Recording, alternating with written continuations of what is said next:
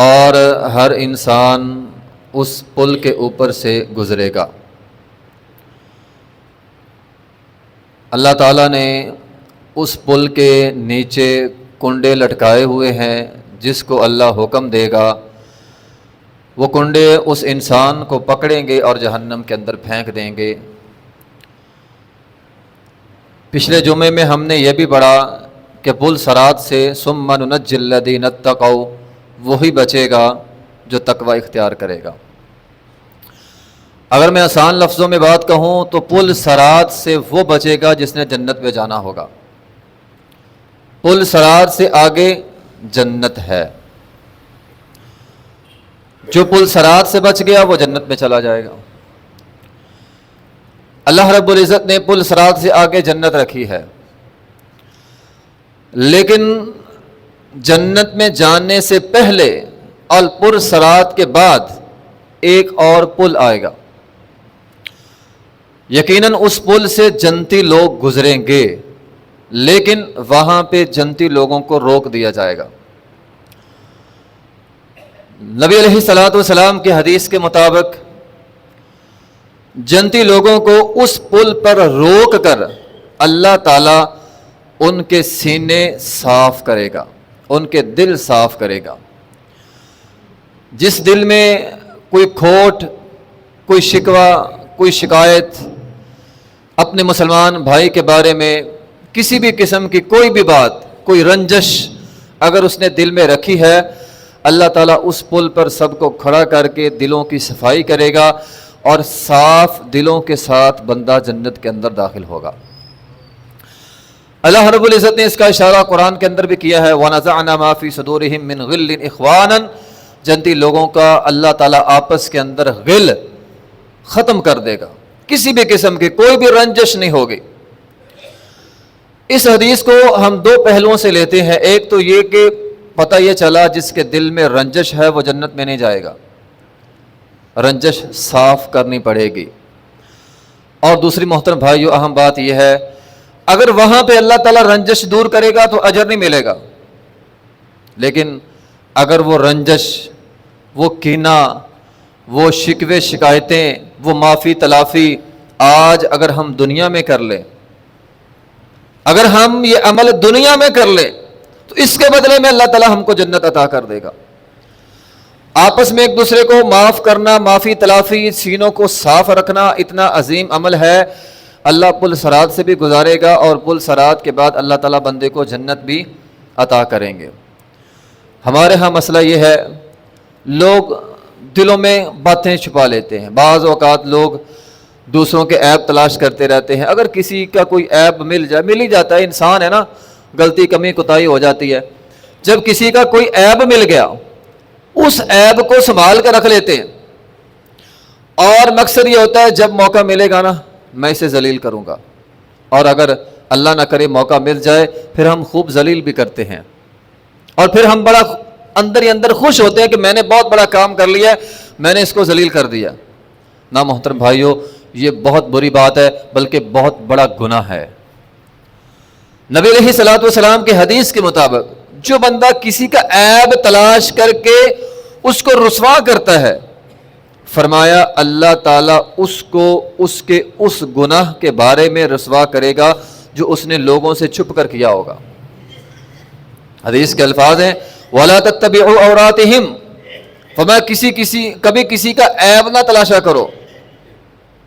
جو لوگوں کے عیب تلاشتا ہے اللہ پھر اس کے عیب لوگوں کے سامنے ظاہر کرتا ہے، حتیٰ کہ فرمایا یفضح ولو فی جوفی بیتہ، اللہ تعالیٰ اس کو اس کے گھر کے اندر رسوا کرتا ہے۔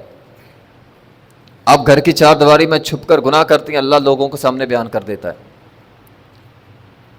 لوگوں کے عیب معاف کرنا دنیا کے اندر اتنا عظیم عمل ہے، بندے کو جنت ملتی ہے، ہم سینوں کے اندر چھپا کے رکھے ہوئے ہیں۔ تاریخ کے اندر یہ بات لکھی ہوئی ہے اور بالکل صحیح بات ہے۔ خلیفہ ہارون الرشید، ایک خلیفہ گزرا ہے، اس کی بیوی تھی جس کا نام تھا ملکہ زبیدہ۔ اس نے ایک نہر کھودی تھی جو طائف سے نکلی تھی، اور مقصد یہ تھا کہ حرم میں حاجیوں کو پانی پلایا جائے۔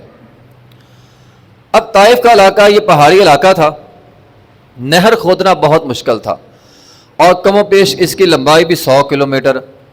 اب 100 کلومیٹر پہاڑ کھود کے نہر بنانا نہایت مشکل کام تھا. کہتے ہیں کہ انجینئر چلا گیا پاس ملکہ زبیدہ کے اور اس نے کہا یہ کام بہت مشکل ہے, نہیں ہوگا, ناممکن ہے. اس وقت اس نے کہا تھا اگر ایک کندھار مارنے کا 1000 دینار بھی لگے نا سونے کے سکے مزدوری, میں وہ بھی دینے کے لیے تیار ہوں. نہر بنائی جائے. بالآخر جب نہر بن گئی, آج بھی مزدلفہ کے اندر اس نہر کی باقیات جو ہیں وہ موجود ہیں, دیکھی جا سکتی ہیں, جو لوگ جاتے ہیں وہ دیکھ بھی لیتے ہیں. جب وہ نہر بن گئی, ایک برا اس کا کھاتا تھا. جب وہ انجینئر کھاتا لے کر ملکہ زبیدہ کے پاس گیا اور کہا یہ حساب کتاب ہے, ذرا آپ دیکھ لیں اور پیسے دے دیں. ملکہ زبیدہ نے وہ کھاتا اس نیت سے, آپ دیکھیں نا انسان کی نیت ہے, اس نیت سے اس نے پھینک دیا اور اللہ تعالیٰ کے سامنے دعا کی, اے اللہ میں اس ارادے کے ساتھ اور اس نیت کے ساتھ, مجھے پتا ہے اس کھاتے کے اندر تھوڑی بہت انسان ہے نا, ہیر پھیر بھی ہوگی, کمی پیشی بھی ہوگی, کہیں کسی جگہ زیادہ بھی لکھا ہوگا, اے اللہ میں اس ارادے سے اس کھاتے کو پھینک رہی ہوں, اس کو کھولتی نہیں ہوں, کل قیامت کے دن تو میرا کھاتا نہ کھولنا. اے اللہ میں لوگوں کو سب کو معاف کر دیا, سب کو معاف, بس قیامت کے دن میرا کھاتا نہ کھولنا. کبھی کبھار ہمیں بھی ایسا کر لینا چاہیے. اے اللہ فلاں بندے کے ساتھ میرا مسئلہ چل رہا ہے, اے اللہ میں اس کو اس لیے معاف کر رہا ہوں, کل قیامت کے دن تو مجھے معاف کر دینا. اور یہ احادیث کے اندر یہ بات ثابت ہے, آپ کسی کو معاف کریں اللہ آپ کو معاف کر دے گا. دیکھیں دل کے اندر باتیں ہیں جنت میں نہیں جا سکتے, وہ میں نے آپ کو بتا دیا. اللہ تعالیٰ صاف تو کرے گا لیکن وہاں پہ اجر نہیں ملے گا. دنیا دارالعمل ہے نا, وہ قیامت والے دن دارالعمل تو نہیں ہے نا, دنیا دارالعمل ہے. یہاں پہ معاف کر دیں اجر ملے گا, وہاں پہ اجر نہیں ہے, وہاں پہ اجر نہیں ملے گا. اس لیے اگر ہم کسی کو اس نیت سے, دیکھیے دنیا تو ویسے ہی نبی علیہ الصلوۃ والسلام نے فرمایا الدنیا سجن المومن و جنت الکافر, یہ تو ہماری ہے ہی نہیں, یہ تو کافروں کے لیے ہے, جنت ہے کافروں کی, ہماری تو ہے ہی نہیں, ہمارے لیے تو قید خانہ ہے. بابا آدم علیہ الصلوۃ والسلام کو اللہ تعالیٰ نے وہ ایک غلطی ہوگی دنیا میں بھیج دیا بطور سزا, ہم یہاں دنیا کے اندر ہیں. تو پھر اس دنیا کے لیے جو قید خانہ ہے, دل کے اندر رنجشیں رکھ کر بیٹھے ہوئے ہیں, اور اس کی سزا کل قیامت کے دن مل بھی سکتی ہے. تو ہمارے لیے قید خانہ ہے. حافظ ابن حجر رحمۃ اللہ علیہ صحیح بخاری کی انہوں نے شرح لکھی ہے فتح الباری. حافظ ابن حجر رحمۃ اللہ علیہ اپنے دور کے وقت کے قاضی بھی تھے, چیف جسٹس قاضی تھے. ظاہری بات ہے حکومت کے قاضی تھے تو شاہی پروٹوکول بھی ہوتا ہے. ایک دن اپنی شاہی سواری پر وہ عدالت جا رہے تھے. کہتے ہیں ایک کافر نے, لکھا ہوا ہے ایک کافر نے ان کو روک لیا. کافر کی حالت بدحال تھی, غریب مسکین فقیر. اب وہ روک کر حافظ ابن حجر رحمۃ اللہ علیہ سے پوچھتا ہے کہ میں نے آپ کو روک لیا, ایک حدیث ہے جو آپ کے پیغمبر نے کہی ہے, جس کو آپ مانتے میں تو نہیں مانتا. وہ تو کافر تھا نا, مسلمان نہیں تھا. کہنے لگا آپ کا پیغمبر یہ کہتا ہے الدنیا سجن المؤمن و جنت الکافر, دنیا جنت کے لیے, کافروں کے لیے جنت ہے اور مومنوں کے لیے قید خانہ ہے. اب آپ میری اور آپ کی حالت نوٹ کر لیں, میں کافر ہوں لیکن غریب مسکین لاچار بے بس محتاج ضرورت مند, اور آپ مسلمان ہیں اور آپ کے پاس شاہی چیزیں ہیں. چاہیے تو یہ تھا کہ میرے لیے جنت شاہی, دنیا شاہی چیزیں میرے لیے ہوتی, اور آپ تنگ دستی میں زندگی بسر کرتے, آپ کے لیے دنیا قید خانہ ہے. یہ تو الٹ ہوا پڑا ہے, مجھے دنیا کیوں نہیں ملتی. حافظ ابن حجر رحمۃ اللہ فرماتے ہیں ہمارے پیغمبر کا فرمان بالکل سچا ہے, فرمان کے اندر کمی نہیں ہے. رسول اللہ صلی اللہ علیہ وسلم نے جو فرمایا ہے وہ بات بالکل سچی ہے. مومن کے لیے دنیا قید خانہ ہی ہے اور کافروں کے لیے جنت ہے. فرمانے لگے بات تو تیری ہے, سمجھنے میں کمی تو نے کی ہے, تو غور کر اپنے اوپر. جو چیز اللہ نے تیرے لیے جنت بنائی تھی, تیری جنت اتنی بری ہے, تیری جہنم کتنی بری ہو گئی. اور میرا قید خانہ اللہ تعالیٰ نے شاہی رکھا ہوا ہے, میری جنت کتنی شاہی ہو گئی. دنیا ہمارے لیے قید خانہ ہے. اللہ تعالیٰ نے ہمیں دنیا میں بھیجا تھا, آدم علیہ الصلوۃ والسلام اللہ نے جنت دی, ہمارا اصلی ٹھکانہ تو ہے ہی جنت.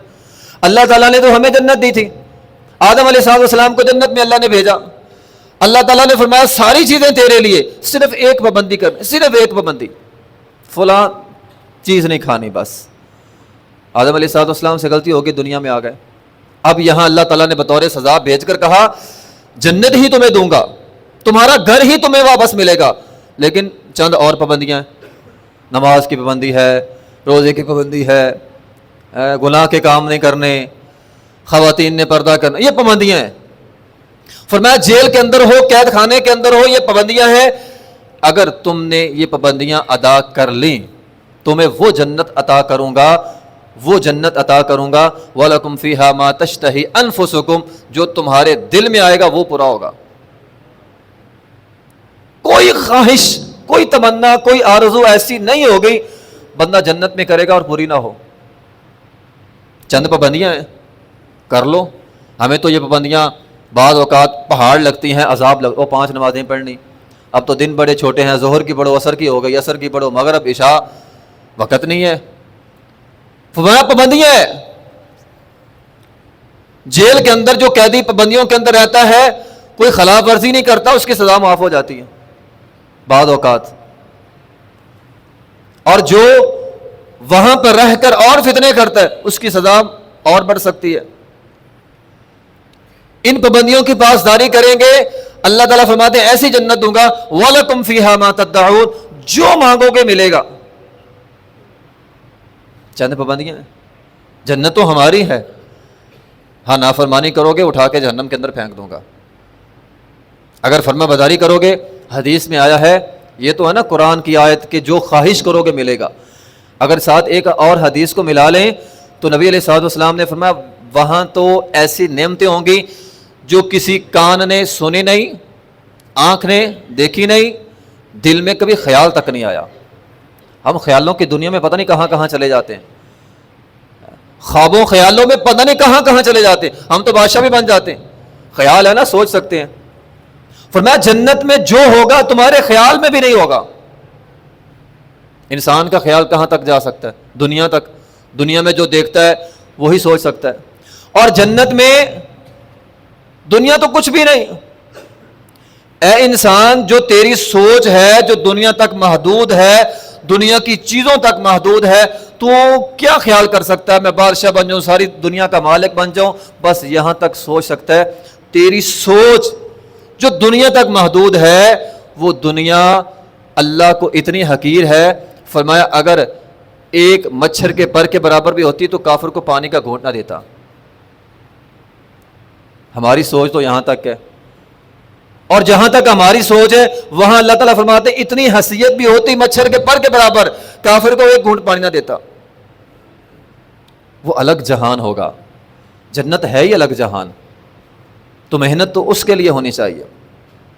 آج ہم اس دنیا کے لیے نا دن رات محنت کرتے ہیں، دن رات لوگ اتنی محنت کرتے ہیں، مکان 20-20 30-30 سال میں نے دیکھا ہے لوگ اپنا مکان بناتے ہیں دن رات ایک کر کے، اور کبھی سوچا ہے چند سالوں بعد کوئی آتا ہے آپ کی نسل میں سے کہتا ابا سائڈ پہ ہو جا، مکان تو میرا ہے، اور تیسری نسل آتی ہے وہ کہتی ہے صحیح نہیں بنا ہوا ہے ہمارا، لیکن صحیح نہیں بنا ہوا ہم نے دوبارہ بنانا ہے۔ کیسا نہیں ہوتا، بڑے 20-20 سال 30 سال لگا کے محنت دن رات ایک کر کے بناتے ہیں، دوسری نسل گھر سے نکال دیتی ہے، تیسری نسل مکان ہی ختم کر دیتی ہے۔ یہ تو دنیا ہے جس کو ہم نے بہت کچھ سمجھ رکھا ہے، بہت کچھ۔ میں ایک انٹرویو سن رہا تھا، وہ اولڈ ہاؤس کا ایک انٹرویو تھا، بوڑھے لوگ وہاں پہ موجود ہیں، بوڑھی خاتون موجود ہیں، بہت ساری ہیں۔ وہ انٹرویو کرنے والے نے ایک عورت جو بہت بڑھیا تھی اس سے پوچھا، اس نے کہا میں نے مکان بنایا 20-30 سال لگا کے، آج میرے ہی مکان سے میری ہی اولاد نے مجھے گھر سے نکال دیا۔ کیسا نہیں ہوتا، یہ حقیقت ہے۔ بندہ کہتا ہے میرا، میں محنت کر رہا ہوں اس پہ، میں نے رہنا ہے، اور تجھے تیری اولاد نہیں رکھے گی۔ ہماری جماعت پاکستان مرکزی مسلم لیگ، اس کا ایک وفد ایک پاگل خانے میں چلا گیا، وہاں اسے بتایا گیا کہ یہاں بڑے بڑے لوگ ہیں، بڑے بڑے افیسر ٹائپ کے لوگ بھی یہاں پہ جو پاگل بن جاتے ہیں، ان کو وہاں پہ چھوڑ دیا جاتا ہے۔ وہاں پہ انہوں نے بتایا ایک شخص کے بارے میں جو بہت بڑا افیسر تھا، بڑی جائیداد کا مالک تھا، کوٹھیاں بنگلے بہت کچھ، پاگل ہو گیا، اولاد چھوڑ گئی یہاں پہ۔ پھر بتایا کہ اب ٹھیک ہے، تھوڑا سا پاگل ہوا تھا، اب یہ بالکل ٹھیک ہے، بالکل ٹھیک ہے، لیکن اولاد لینے نہیں آتی۔ کہتے ہیں ایک دفعہ اس کی بیٹی آئی تھی اور آ کر یہ کہہ گئی ابا جان گھر میں آ کر کیا کرنا ہے، وہاں تجھے کون نہیں رکھتا، یہاں تیرے دوست وغیرہ بن گئے ہیں، بس یہاں پہ رہو، ہاں دنیاوی چیزوں کی ضرورت ہو تو وہ ہم حاضر ہیں۔ یہ انسان ہے۔ انسان کہتا میں بڑی ہوں، میں اپنی اولاد کے لیے یہ کر رہا ہوں، اور بھائی جس اولاد کے لیے آپ کماتے ہیں اور پھر اس کمائی کے چکر میں آپ جھوٹ بھی بولتے ہیں، فراڈ بھی کرتے ہیں، دھوکہ بھی دیتے ہیں، بس کما لوں اور اولاد کی اچھی پرورش کر لوں، حتیٰ کہ اپنی آخرت برباد کر لیتے ہیں، یہ اس کا حال ہے، اور کوئی نہیں بنے گی۔ یہ دنیا میں آپ کی سکی نہیں ہے، میدان محشر میں آپ کی کیا سکی ہوگی؟ یوم یفر المرء من اخیہ و امہ و ابیہ، وہاں سارے بھاگ جائیں گے، اور دنیا میں اپنے نہیں ہے، وہاں پہ جا کر کیسے اپنے بنیں گے؟ اور خدا را ٹھیک ہے اولاد کے لیے محنت کرنی چاہیے، کوشش کرنی چاہیے، میں یہ بات نہیں کہہ رہا، میں یہ کہہ رہا ہوں اس کی خاطر اپنی آخرت برباد نہ کریں، اپنا دین تباہ نہ کریں۔ جو اصل مقصد تھا، ہم جنت سے آئے ہیں، ہم نے جنت میں واپس جانا ہے، اس کو یاد رکھیں۔ اور یہاں میں نوجوانوں کو بھی کہنا چاہوں گا، والدین پہ زیادہ بوجھ نہ ڈالیں، ان کی قدر کریں۔ سچی بات ہے، ہم تو ساری زندگی بھی محنت کر کے والدین کی خدمت کرتے رہیں، ہم تو اس درد کا، اس تکلیف کا جو پیدا کرتے وقت تیرے والدین نے اٹھائی تھی، اس احسان کا بدلہ نہیں چکا سکتے۔ ساری زندگی بھی محنت کر لیں۔ آج بچہ یہ خواہش کرتا ہے اگر والد کے پاس استطاعت نہ بھی نہ ہو تو پھر بھی وہ پوری کوشش کرتا ہے، وہ یہ سمجھتا ہے میں اپنے بچے کی ہر خواہش پوری کروں، لیکن اولاد کو نہیں پتا باپ کیا کیا محنت ہی کرتا باہر جا کے، وہ قدر ہی نہیں کرتی۔ کبھی اور کیا کہ باپ کے پاؤں میں ایک سادی سی جوتی ہوگی، چپل، اور باپ یہ چاہتا ہے میرا بیٹا برانڈڈ جوتے پہنے، اس کے پاس برانڈڈ چیزیں ہوں۔ باپ کے پاس سادہ موبائل ہوتا ہے، بیٹے کے پاس آئی فون ہوتا ہے، وہ تو اتنی محنت کرتے ہیں، لیکن اولاد قدر نہیں کرتی پھر آگے سے۔ تو بات یہ ہے کہ اپنی جنت، اصل مقصد اپنی جنت ہے۔ اور پھر میں والدین کو بھی یہ بات کہوں گا، جہاں ہم اتنی محنت کرتے ہیں اپنی اولاد کی، باپ یہ سمجھتا ہے جو مجھ پہ کمیاں رہ گئی ہیں نا، میری اولاد میں نہیں رہنی چاہیے، جو چیزیں مجھے نہیں مل سکی میری اولاد کو مل جائے۔ آپ محنت کرتے ہیں نا، وہاں پر یہ بھی محنت کریں کہ ہماری اولاد جنت میں بھی چلی جائے۔ یہاں تو ماں کہتی ہے میرے بچے کو تتی ہوا نہ لگے، اور وہاں جہنم ہے، تھور کا درخت ہے، حمیم کھولتا ہوا پانی ہے، چہرے کے پاس کریں گے چہرے کا ماس جل کے وہاں پہ چلا جائے گا۔ کون برداشت کرے گا جس کا بیٹا اتنے دردناک منظر سے گزرے؟ یہاں تو ہم کہتے ہیں نا کچھ نہ ہو، وہاں پہ اتنا کچھ ہوگا اگر آپ نے اس کی اچھی تربیت نہیں کری۔ تو اولاد کی تربیت ایسی کریں کہ وہ جنت میں جائیں، وہ جنتیوں والے کام کریں، نہ کہ جہنمیوں والے کام۔ ہم چاہتے ہیں نا ہماری اولاد اچھی ہو، کوئی چاہتا میری اولاد کوئی افیسر بن جائے، ڈاکٹر بن جائے۔ نبی علیہ الصلوۃ والسلام نے فرمایا من يدخل الجنۃ ينعم ولا يبأس، جو بھی جنت میں جائے گا، جو بھی، وہ ہمیشہ خوشحال رہے گا۔ ہم چاہتے ہیں ہماری اولادیں خوشحال ہوں، تو خوشحالی پتہ نہیں دنیا میں ملتی ہے کہ نہیں ملتی، جنت میں ملے گی۔ فرمایا جو بھی جنت میں جائے گا خوشحال رہے گا، کبھی اسے دکھ نہیں ملے گا، موت نہیں ہے، تکلیف نہیں ہے، ہمیشہ زندہ رہے گا اور ہمیشہ جنت میں رہے گا۔ نبی علیہ الصلوۃ والسلام نے فرمایا اللہ تعالیٰ نے جنت کو تیار کیا، اور پھر جنت سے اللہ نے کہا بولو، جنت نے ایک جملہ بولا قد افلح المؤمنون، جنت میں صرف مومن لوگ جائیں گے جو کامیاب ہو جائیں گے۔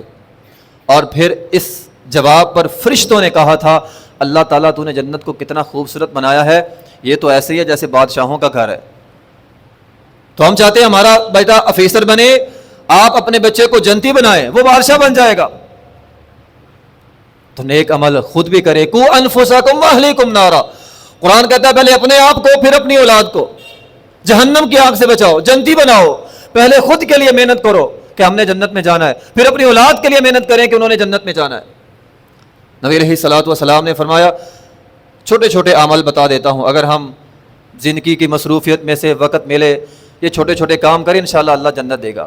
نبی علیہ الصلوۃ والسلام نے فرمایا رضیت باللہ ربا وبالاسلام دینا وبمحمد نبیا.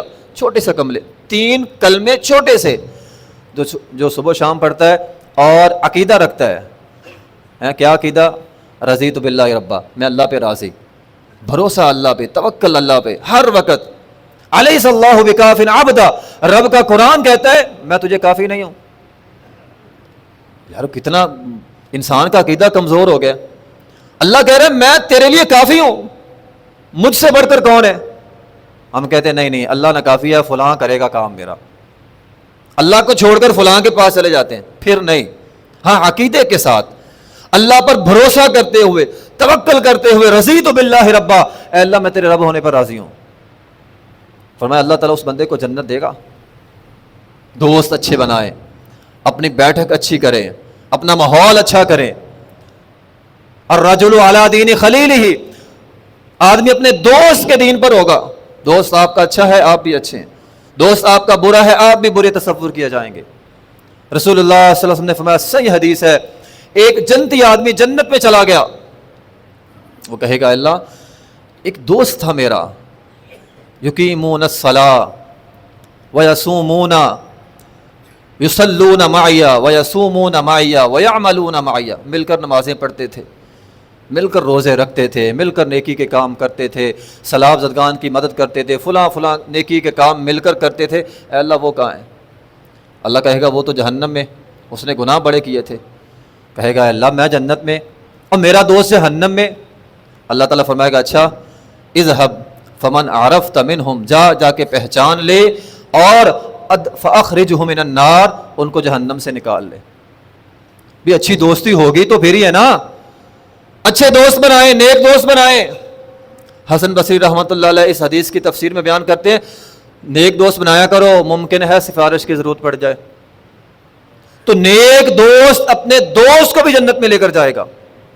اگر اس کی بدعمالیاں اسے جہنم میں لے جائیں گی وہ سفارش کرے گا، اللہ اختیار دے گا اور اس کی سفارش قبول کی جائے گی اور وہ اپنے دوست کو جنت کے اندر لے کر جائے گا. نبی علیہ الصلوۃ والسلام نے فرمایا جو بندہ ہر فرضی نماز کے بعد آیت الکرسی پڑھتا ہے اس کے اور جنت میں کیا فرق ہے؟ موت کا. ہر فرضی نماز بھی تو ضروری ہے نا، پھر 5 نمازیں پڑھیں اور ہر فردی نماز کے بعد آیت الکرسی پڑھیں.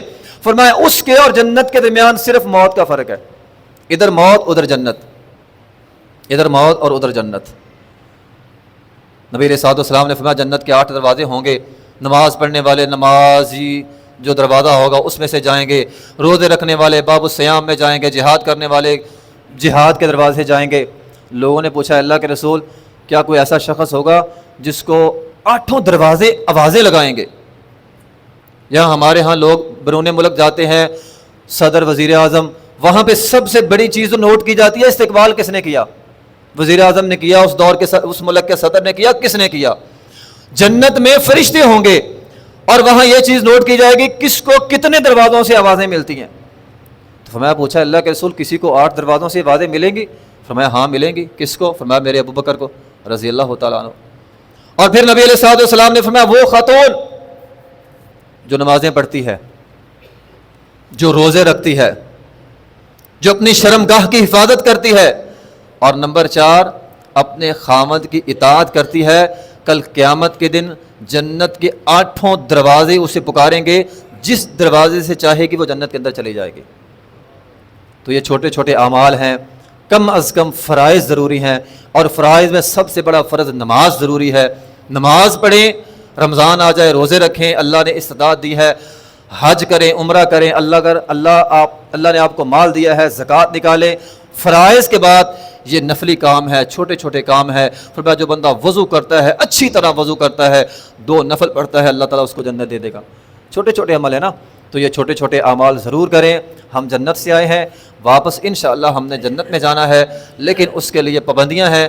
چند پابندیاں اپنے اوپر لازم کر لیں، نماز کی پابندی اور دیگر بہت ساری پابندیاں، یہ پابندیاں اگر ہم اپنے اوپر لازم کر لیں گے اللہ تعالی ہمیں جنتوں سے نوازے گا۔ وآخر دعوانا الحمد للہ رب العالمین۔